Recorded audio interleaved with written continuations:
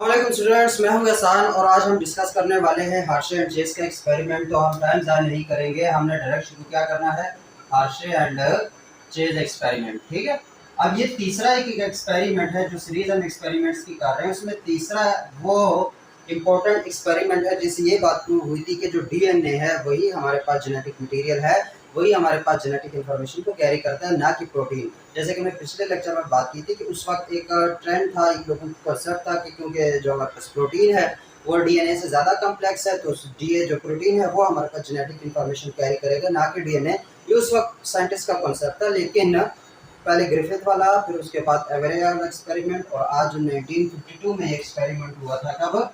1952 में ये एक्सपेरिमेंट हुआ था, हर्शे एंड चेज एक्सपेरिमेंट, जिसने इस बात को क्लेम किया, कंफर्म किया, वेरीफाई किया कि हाँ जो डीएनए है वो जेनेटिक मटेरियल है, ना कि प्रोटीन। इसके बाद साइंटिस्ट ने जो है इसको मानना शुरू कर दिया था। तो काफ़ी इंपॉर्टेंट एक्सपेरिमेंट होने वाला है। दूसरा अगर इसका मैं नाम बताऊं तो इसका एक और नाम है जिसको बोलते हैं बैरिंग ब्लेंडर एक्सपेरिमेंट। दूसरा नाम इसका क्या है? Bearing blender experiment. अब ये स्पेशल टाइप का जो हमारे पास ब्लेंडर था, सेंट्रीफ्यूज था, वो यूज हुआ था एक्सपेरिमेंट में, इस वजह से इसको बैरिंग ब्लेंडर एक्सपेरिमेंट भी बोलते हैं। किया किसने था? किया था हमारे पास अल्फ्रेड हार्शे ने। किसने? अल्फ्रेड हार्शे ने किया था, अमेरिकन थे ये। और हमारे पास है मार्था चेज ने किया था। ये दो बंदे थे जिन्होंने एक्सपेरिमेंट किया था, काफ़ी इंपॉर्टेंट एक्सपेरिमेंट किया था। ये हमारे पास लड़का था और ये हमारे पास लड़की है, मार्था चेज जो है, इसकी बड़ी ट्रेजेडी वाली लाइफ है इस मार्था चेज की। इसके बारे में अगर उसकी बायोग्राफी देखें तो बड़ा दुख भी होता है। 1950 में इस बंदी ने जो है एज अ रिसर्च असिस्टेंट काम शुरू किया अल्फ्रेड हार्शे के साथ। 1952 में ये एक्सपेरिमेंट हुआ जिसके वजह से मार्था चेज का नाम जो है वो जेनेटिक्स किया, फिर बैक्टीरियोलॉजी और माइक्रोबायोलॉजी, बायोलॉजी के दुनिया में इसका नाम क्या हुआ, हमारे पास चस्पा हो गया, ऐड हो गया हिस्ट्री में।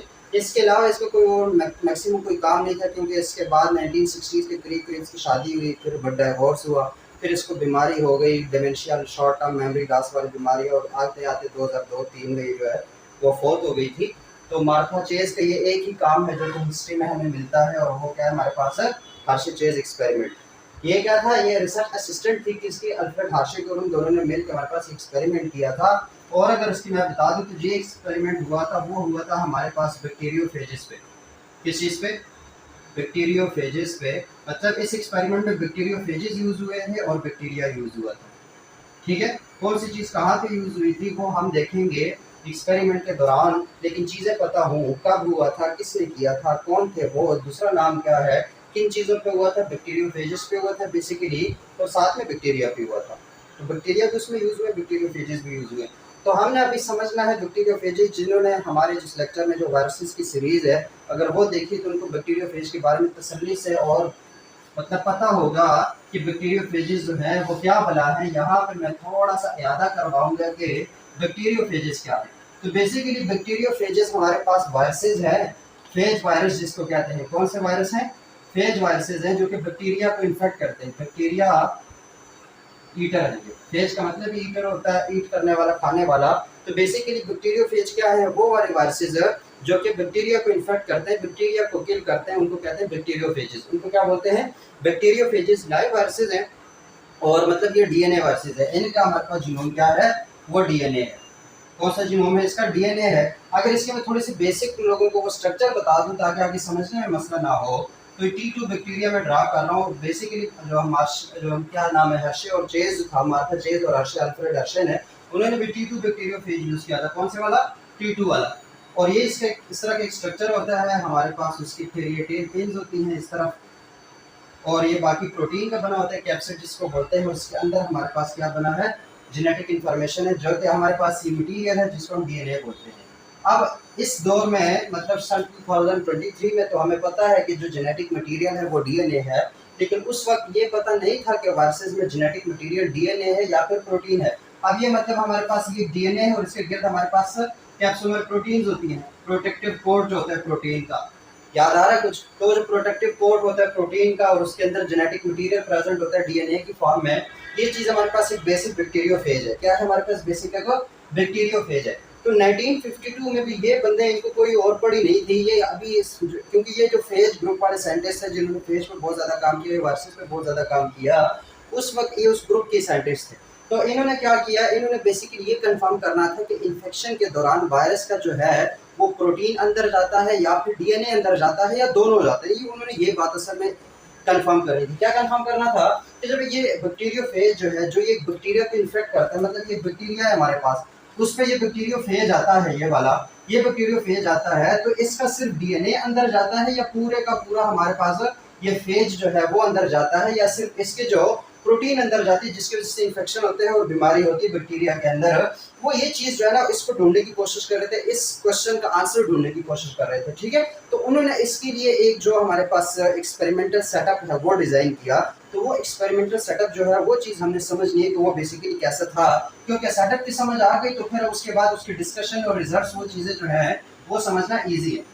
ठीक है, तो उन्होंने एक्सपेरिमेंटल सेटअप किया। एक्सपेरिमेंटल सेटअप में उन्होंने क्या किया कि यार इस चीज को डिस्टिंग्विश कैसे करें, हमें कैसे पता चलेगा कि हमारे पास वायरस का जो है वो डीएनए अंदर गया है या उसकी प्रोटीन अंदर गई है या पूरा का पूरा वायरस अंदर गया हुआ है, हमें ये चीज कैसे पता चलेगी। तो उन्होंने क्या किया, उन्होंने एक्सपेरिमेंटल सेटअप के दौरान जो इसके दो पार्ट्स लिए, मतलब बेसिकली उन्होंने यही देखना था कि डीएनए इन्फेक्शन करता है या फिर प्रोटीन इन्फेक्शन करता है, बैक्टीरिया के अंदर डीएनए जाता है या प्रोटीन जाते हैं। तो वो ये चीज की वजह से उन्होंने दो इसके पोर्शन लिए, एक प्रोटीन वाला, ठीक है, और एक डीएनए वाला। इन दोनों चीजों को उन्होंने डिस्टिंग्विश करना था, एक प्रोटीन और एक हमारे पास क्या है, डीएनए है। तो इन दोनों चीजों को जब उन्होंने देखा तो फिर ये बड़े ज़हीन साइंटिस्ट थे, उन्होंने क्या किया, प्रोटीन को अलग से लेबल किया और डीएनए को अलग से लेबल किया। कैसे लेबल किया मैं बताता हूँ आपको।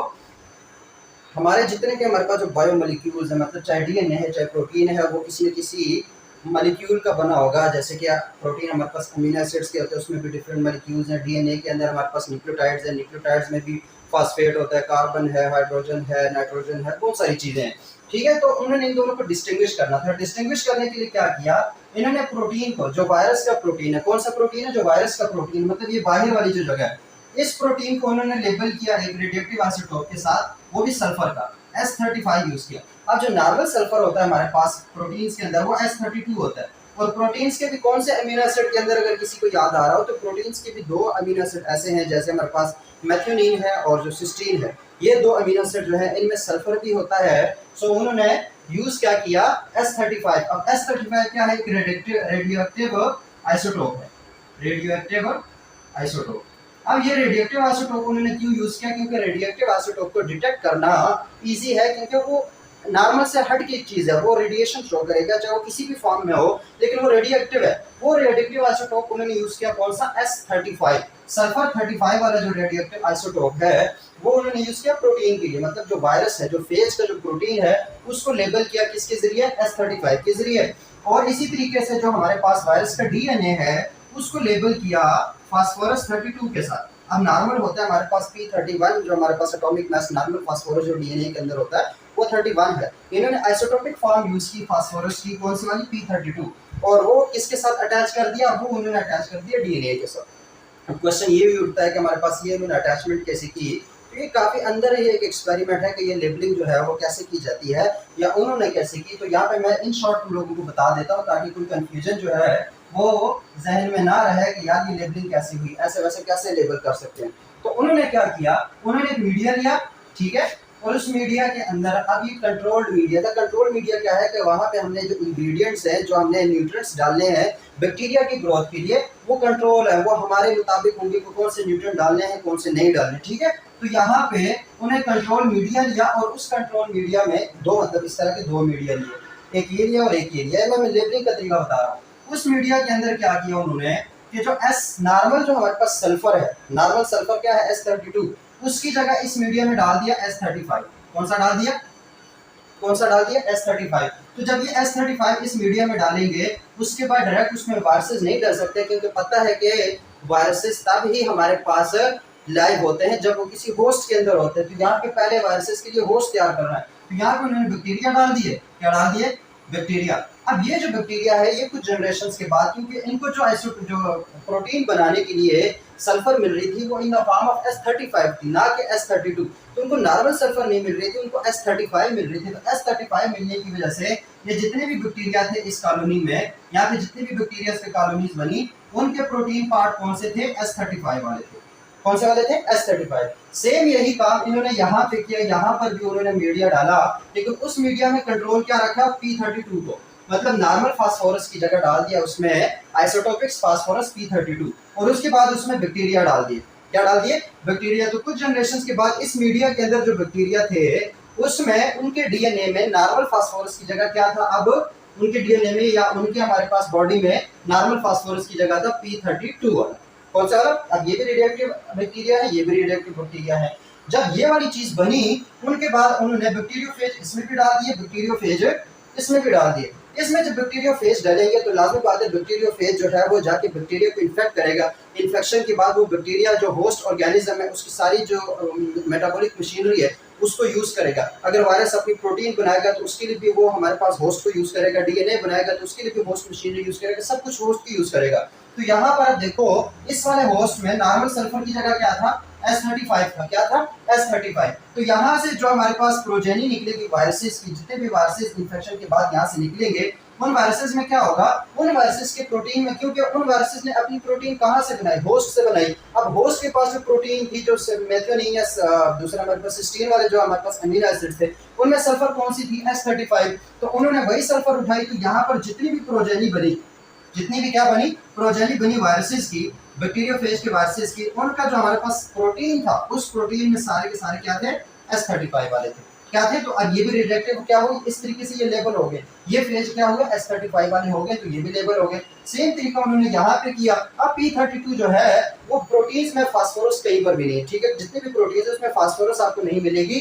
फास्फोरस होती है न्यूक्लियोटाइड के अंदर फास्फेट ग्रुप के फॉर्म में। तो यहाँ पर जितने भी बैक्टीरिया होंगे उनके डीएनए में या उनके बॉडी में क्या होगा? P32 होगा। जब यहाँ पर वायरसेस आएंगे या उसमें हम फेज डालेंगे तो वो वायरसेस अपना डीएनए बनाएंगे होस्ट का मैकेनिज्म यूज करके, और होस्ट के पास यहाँ पे नॉर्मल फास्फोरस नहीं है बल्कि P32 है। तो यहाँ पे जितने भी वायरसेस आएंगे, जितने भी प्रोजेनी होगी, उनका जो डीएनए है उसमें फास्फेट ग्रुप के लिए कौन सा होगा? P32। बेसिकली नॉर्मल फास्फेट की जगह कौन सा होगा? P32। तो इस तरीके से उन्होंने लेबल किया था कुछ वायरसेस को P32 के साथ, मतलब जो कुछ फेज वायरसेस थे उनके डीएनए को लेबल कर दिया किसके साथ? P32 के साथ, फास्फोरस 32 आइसोटोपिक फास्फोरस के साथ। और कुछ जो हमारे पास क्या थे हमारे पास? ये जो मीडिया में थे हमारे पास वायरसेस, उनके जो प्रोटीन था उनको लेबल किया S35 के साथ। किसके साथ? S35 के साथ यूज किया, या मतलब सल्फर जो आइसोटोपिक सल्फर है उसके साथ उसको लेबल कर दिया। इस तरीके से उन्होंने दो मुख्तलिफ जगहों पे, मतलब कुछ वायरसेस उनके पास P32 वाले हो गए, कुछ वायरसेस उनको S32 S35 वाले मिल गए। ये बात लेबलिंग की समझ होप्स आ गई होगी। अब चलते हैं आगे, ठीक है? ये तो सिर्फ ये बताना था कि उन्होंने जो डीएनए है और जो प्रोटीन था वो हमारे पास कैसे लेबल कैसे किया, ये लेबलिंग का काम कैसे हुआ। तो यहाँ पर जब वायरसेस अब यूज होंगे उसमें क्या है? S35 यूज हुआ है किसके लिए? प्रोटीन के लिए। ये बात याद रखो, किसके लिए यूज हुआ है? प्रोटीन के लिए। और किसके प्रोटीन के लिए? वायरसेस के प्रोटीन के लिए। जबकि P32 यूज हुआ है किसके लिए? डीएनए के लिए।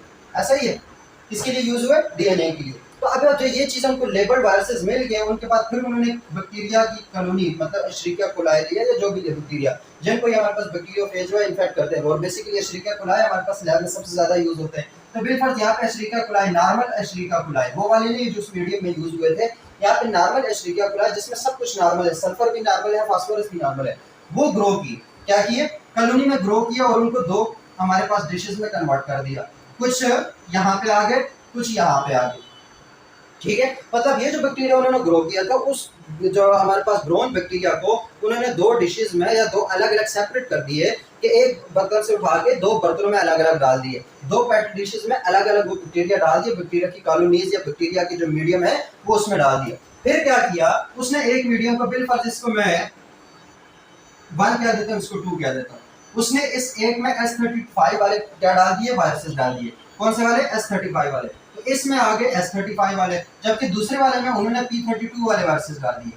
ऐसा ही है, दोनों में डाले। फिर अब दोनों को उन्होंने चेक करना था, इसमें S35 है, उसमें P32 है। जब S35 वाले देखो वायरस आए, उन्होंने इन्फेक्ट किया बैक्टीरिया को, क्योंकि मीडियम में बैक्टीरिया प्रेजेंट है। बैक्टीरिया को इन्फेक्ट करने के बाद क्या होगा? अब वायरसेस की बनेगी प्रोजेनी, वायरसेस की बनेगी औलाद, औलाद पैदा होगी। तो यहाँ पर इस कॉलोनी के बाद, मतलब ये जो कॉलोनी है इसमें वायरसेस भी पड़े हुए हैं, जबकि बैक्टीरिया का जो मीडियम है वो भी पड़ा हुआ है, सब कुछ पड़ा हुआ है। मतलब इसके अंदर क्या क्या है? अब मतलब कुछ जनरेशन के बाद देखा यहाँ पे मीडियम भी है, क्या है? मीडियम, और साथ में प्रोजेनी भी है।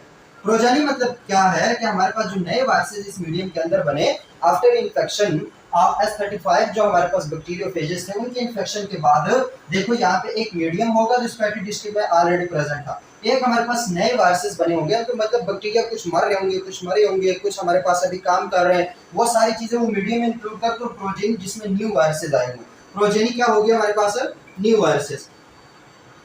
अब देखिए काफी इंपॉर्टेंट एक्सपेरिमेंट है, इसलिए काफी डिटेल में तुम लोगों को पता है कि हम टॉपिक जो काफी डिटेल में डिस्कस करते हैं। तो यहाँ पे क्या हुआ, मीडियम और प्रोजेनी, ठीक है। अब उन्होंने फिर इस मीडियम को और इस प्रोजेनी के दोनों मिक्स थे, इनको ब्लेंडर में डाला, क्या किया, ब्लेंडर में डाला, और ब्लेंडर में डालने के बाद इनको सेंट्रीफ्यूज किया, क्या कर दिया, सेंट्रीफ्यूज किया। तो सेंट्रीफ्यूगेशन से क्या होगा कि हमारे पास मीडियम जो है वो अलग हो जाएगा और प्रोजेनी अलग हो जाएगी, मतलब उन्होंने यहाँ से मीडियम अलग कर दिया और प्रोजेनी जो है वो सेपरेट कर दी। आफ्टर सेंट्रीफ्यूगेशन, ब्लेंडिंग और सेंट्रीफ्यूगेशन के बाद क्या हुआ, मीडियम जो है उसका वो अलग हो गया और जो प्रोजेनी है वो अलग हो गया। यही सेम काम उन्होंने यहाँ पर भी किया, ठीक है। यहाँ पर भी क्या है, मीडियम उन्होंने अलग कर दिया, जहाँ पे P32 थे वहां पे मीडियम अलग कर दिया और प्रोजेनी अलग कर दी। अब इसका भी सही वही क्या काम है, ब्लेंडर भी यूज हुआ, सेंट्रीफ्यूज भी हुआ, उसके बाद मीडियम अलग हो गया, प्रोजेनी अलग हो गई। फिर उन्होंने अब यहाँ पे देखना था कि हमारा जो लेबल्ड हमारे पास क्या है, लेबल्ड हमारे पास जो रेडिएटिव आइसोटोप्स हमने यूज किए वो कहाँ कहाँ प्रेजेंट है। अब इस मीडियम में S35 था, जब इनकी ये हमारे पास दो अलग अलग चीजों को उन्होंने देखा तो उसमें जो S35 था वो मीडियम के अंदर पड़ा था, किसके अंदर पड़ा था, S35 मीडियम के अंदर पड़ा था, और इसकी जो प्रोजेनी थी वो बिल्कुल नॉर्मल थी, अनलेबल्ड थी, मतलब उसमें कुछ भी रेडिएटिव चीजें नहीं थी, इसकी प्रोजेनी बिल्कुल नॉर्मल थी, जबकि मीडियम में S35 पड़ा हुआ था। यहाँ पे P32 वाले केस में जब देखा तो मीडियम इसका बिल्कुल नॉर्मल था, मीडियम क्या था, बिल्कुल नॉर्मल था, लेकिन जो उसकी प्रोजेनी थी, जो न्यू वायरसेस थे, उसके उनके डीएनए में P32 प्रेजेंट था, क्या प्रेजेंट था, P32। तो यहाँ पे देखो कितनी बड़ी उन्होंने अचीवमेंट की। अब देखो यहाँ से हम डिस्कशन या रिजल्ट्स कैसे निकालेंगे। यहाँ पे मीडियम में क्या पड़ा हुआ है, S35, यहाँ पे प्रोजेनी में पड़ा हुआ है P32। हमने एक बिलफर्ज ये वायरस है, इस वायरस का जो डीएनए है उसको P32 से लेबल किया, उसका जो प्रोटीन है वो S35 से लेबल किया, ये चीज याद रखो। यही वायरस किया, उसने एक बैक्टीरिया जो है उसको इन्फेक्ट कर दिया, क्या कर दिया, इन्फेक्ट कर दिया। अब इन्फेक्ट करने के बाद ये वायरस की वजह से क्या हुआ, न्यू वायरसेस बन गए, क्या हुए, न्यू वायरसेस बन गए, न्यू वायरसेस बन गए। अब ये देखो इन्होंने तो अलग अलग किया, लेकिन यहाँ पर देखो न्यू वायरसेस बने, प्रोजेनी में कोई हमारे पास रेडिएटिव चीजें नहीं थी, लेकिन जो S35 वाला जितना भी था वो वायरस के अंदर नहीं था, बल्कि वो मीडियम के अंदर पड़ा हुआ था। तो इट्स मीन दो बातें पता चली, एक तो जो जेनेटिक इंफॉर्मेशन है वो प्रोटीन के ऊपर नहीं है, क्योंकि प्रोटीन को इन्होंने क्या किया था, इन्होंने लेबल किया था S35 के साथ, लेकिन अंदर क्या चीज गई, अंदर हमारे पास डीएनए गया, क्योंकि जो S35 वो तो मीडियम के अंदर पड़ा है, तो किसके अंदर पड़ा है, मीडियम के अंदर पड़ा है। तो इट्स मीन कि एक तो प्रोटीन इंटर नहीं करती बल्कि डीएनए इंटर करता है। उसके बाद देखो जब न्यू प्रोजेनी इस केस में देखी, P32 के केस में देखी न्यू प्रोजेनी, तो वहां पे उस प्रोजेनी के अंदर P32 वाला फास्फोरस था, कौन से वाला था, P32 वाला फास्फोरस था। तो उन्होंने ये भी कहा कि ये जो डीएनए है बेसिकली यही हमारे पास डायरेक्ट करता है न्यू वायरसेस की फॉर्मेशन, मतलब नई जो नस्ल आती है, जो नए वायरसेस आते हैं उसकी सारी इंफॉर्मेशन डीएनए के ऊपर होती है, क्योंकि वही डीएनए हमने लेबल किया था P32 के फॉर्म में, और वही डीएनए हमारे पास न्यू प्रोजेनी में भी अवेलेबल है। सो इट्स मीन कि जो जेनेटिक इंफॉर्मेशन है वो किसके ऊपर रिटन है, वो हमारे पास डीएनए के ऊपर रिटन है। तो इस एक्सपेरिमेंट से उन्होंने ये चीज वेरीफाई की, ये चीज कंफर्म की कि हमारे पास जो जेनेटिक इंफॉर्मेशन है वो डीएनए के ऊपर होती है, ना कि वो प्रोटीन के ऊपर होती है। तो ये सारा हमारे पास था हर्शी एंड चेज का एक्सपेरिमेंट। इस एक्सपेरिमेंट के बाद फिर बहुत बड़े बड़े काम हुए 1953 में, मतलब 1953-54 में वाटसन क्रिक ने डीएनए का मॉडल दिया। उसी के बाद फिर जेनेटिक कोड का कॉन्सेप्ट आया, जिसमें वो जॉर्ज गेमोन ने जेनेटिक कोड का कॉन्सेप्ट दिया कि जो 3 हमारे पास कोडॉन है, 3 हमारे पास न्यूक्लियोटाइड है, वो मिलके कोडॉन बनाते हैं, जेनेटिक कोड, और उसको अलग हम डिस्कस करेंगे। उसके बाद फिर ये सारा जो जेनेटिक इंफॉर्मेशन या जो जेनेटिक्स में जितनी हमारे पास रिवोल्यूशन आई वो इस एक्सपेरिमेंट्स के बाद आई, जब लोगों को ये कंफर्म हो गया कि अच्छा तो जो जेनेटिक इंफॉर्मेशन है वो डीएनए पे रिटन होती है, ना कि प्रोटीन के ऊपर। तो होप्स जो मार्था चेज और अल्फ्रेड हर्शे का एक्सपेरिमेंट है 1952 वाला, वो समझ आ गया होगा। तो अगर समझ आ गया तो चैनल को सब्सक्राइब कर देना, और मुझे दुआ में याद रखना, अपना बहुत सारा ख्याल रखना।